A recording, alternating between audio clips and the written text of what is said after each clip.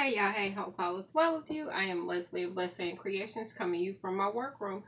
Hoo back again. So today's topic is doing an alteration on a formal gown. I've already started doing some of the work, but I'm going to try to explain the best way I know how for the best way to handle this particular alteration. Luckily, I haven't totally taken the dress completely apart. It's a very sparkly dress. Sparkly dress. Don't have a great hanger for it. So we're going to switch the hanger and hold it up, hopefully.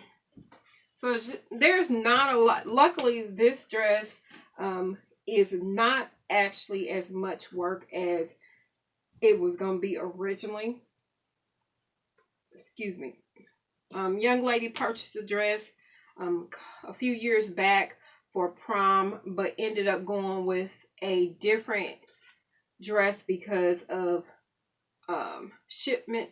So this one didn't come in time, so we worked with another dress, which that one was like just some straps. So I'm putting it on a hanger so I can kind of explain the best way. It is a full length mermaid style. Well, you can call it trumpet. Somebody calls it mermaid, depending on who you're talking to. Trumpet flares out a little bit more. But anyway, so we have a form-fitting dress. There is a very obvious indication that the skirt portion, the bottom portion of the dress, is sewn on here. We have a regular zipper in the back, and we got mesh here. So there's a mesh material. So the couple things that I have to do is her neckline is too close up on her neck. So I'm going to have to drop it by about 1.5 inches to give, so she's not sitting here doing this, pulling on it around her neck. Now the dress is too long, and when it comes to especially sequence dresses, you got to think about the best way you can make it work without doing as much work. So with this particular dress, once she put on a 3.5, 4-inch heel, it was originally in the front when she just stood from her toes out to the hem was 8 inches, maybe 8.5. 8.5 difference. Once she put on a 3-inch heel, it ended up being 7 inches from the floor out to the hem. So I'll just have to hold it up. So I measured it while I was sitting on the floor, and from a certain point, 7 inches down, it reduced by 1.5 inches in length that was hanging on the floor. Now I hadn't done, of course, all of the alteration. So what I plan to do is, because it's too long, and to avoid having to do too much work, I'm going to actually work from this seam line. I will be reducing it. I have to reduce the front. The front of the dress, a lot of people probably don't notice it, but I've noticed lately on the gowns that I've worked on that instead of the hem or the distance right here being a straight across, it's been dipping down in the front and then it's straight across in the back.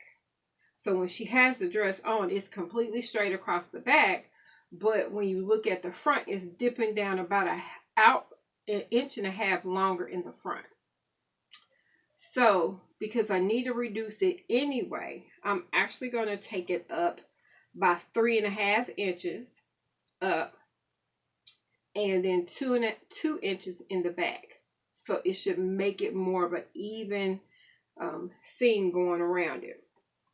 Within that, I should be able to reduce the amount of fullness in some of the seams that's on the skirt and then put it back.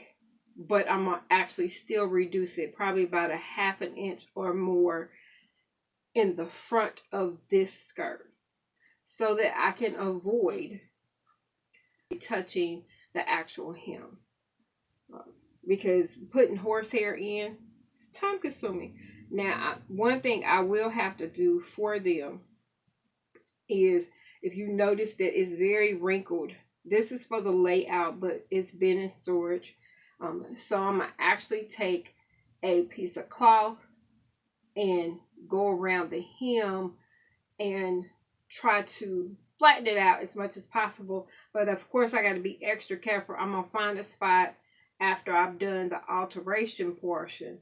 I'm going to actually take the fabric and kind of play with it with my iron and try to see if I can smooth it out without changing the coloration of the iridescent sequence. That it still may happen, but I want to reduce as much of it as possible so that she's not having this crazy wonky hem.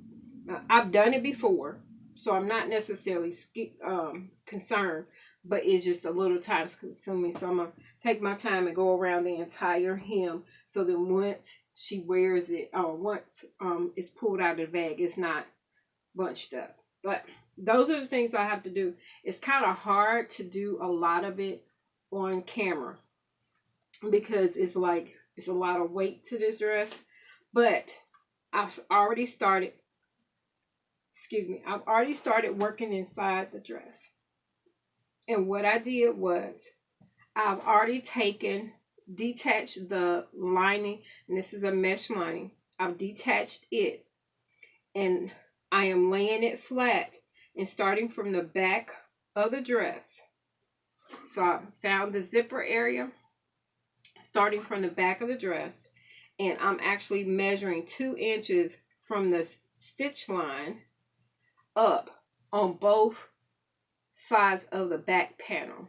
So you have 2 panels for the back, and so I'm doing that 2 inches up, and then I will migrate from 2 inches to 3.5 inches in the front, and then that's where I'm on the cut line. So I got to get this measurement all the way around before I cut it.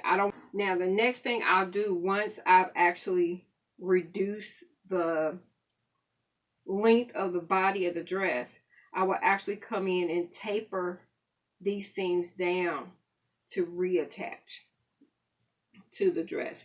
And it's only 3 seams, and I'm only going to reduce of those 3 seams. Hopefully it kind of really marries together like it needs to. It usually does. And I may have to do hand stitching with replacing the mesh.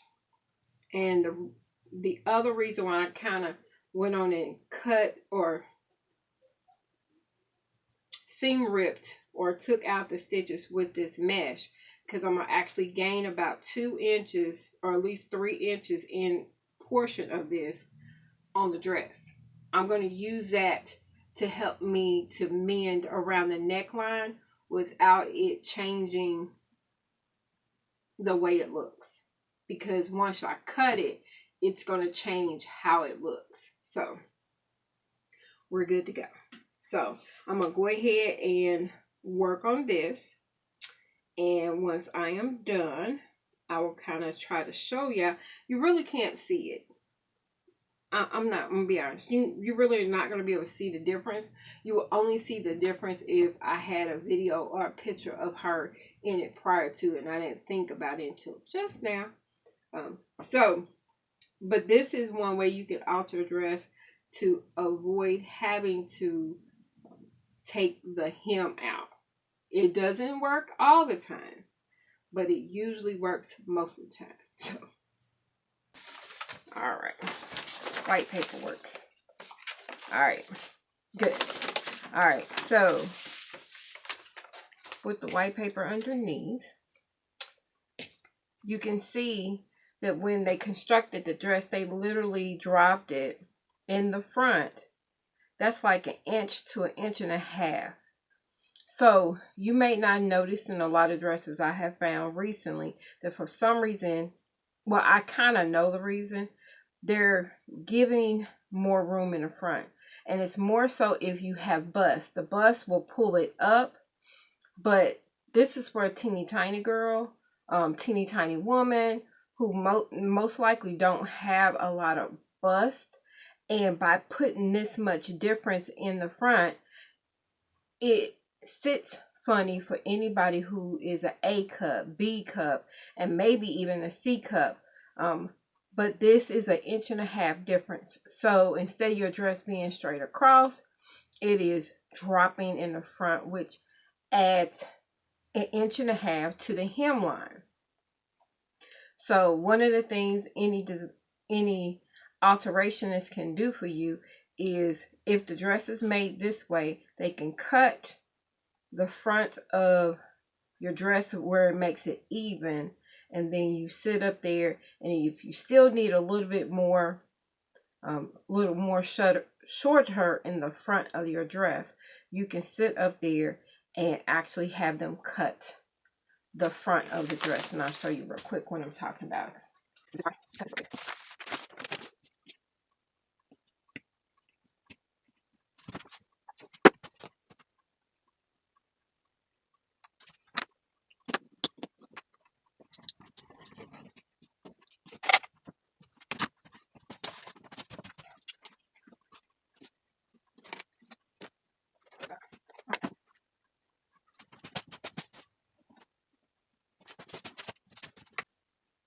Alright, so I'm looking for the center back of the dress. Sequence is beautiful, but it gets everywhere. Alright, so I removed a total of 3.5 inches towards the front and 2 inches towards the back. So that means in actuality it will reduce, once I sew it together, reduce it about 2.5 inches on the back and 4 inches on the front. I knew that when she put on her dress, I gotta write it out before I forget, it's still going to be like 2 inches too long. It's going to be roughly about 2 inches still too long in the front. I am not concerned necessarily about the back. I'm more concerned about the front. So to avoid touching the hem, which this is horsehair, and this helps with the shape of the dress. To avoid that, I am doing all the work here. So what I'm going to do is take a 1/2 inch towards the back. I can clearly do that due to the fact that this has a train on it. But I'm going to do a 1/2 inch in the back, and then I'm going to migrate it to 1.5 inches in the front. So when she puts on her heels, it should just, if it's on the floor some, it'll be fine, but it was excessive. It was like 7 inches too long in the front or something. So I'm going to do that, which should reduce it, and then I will narrow the side hems. I'm not going to touch the back. I will narrow the side hems, side seams, so that it should match the dress. All right, because it's gonna end up wider. Couple of things that I had to do. Of course, I measured down about 1 inch in the back, and then I migrated to the front and did about 1.5 inches. Of course, the rotary cutter that I used was not that great, so I did have to use some scissors to kind of straighten it out. That's fine. Once I was done, I actually ended up from the very top of where that ruler was to about 10 inches down on the side seams. I actually did a triangle or dart, basically, that was about 3 inches wide at the top and migrated down. Of course, I didn't get that portion and forgot to take a picture of the finished garment, but here you see me doing hand stitching. I did not put this back on my machine because I broke like 2 needles. So it took me way less time to sit up there and just hand whip stitch the mesh lining back into place. Now you have to do that because it helps with the weight and keeps that lining from shifting back up. So I had to adhere it back into place, and all I did was pick up stitches every so often, especially around the stitch line that I made when I adhered the skirt back to the body of the dress. So one thing I did like about this dress, it was I did majority of the work literally right at this point.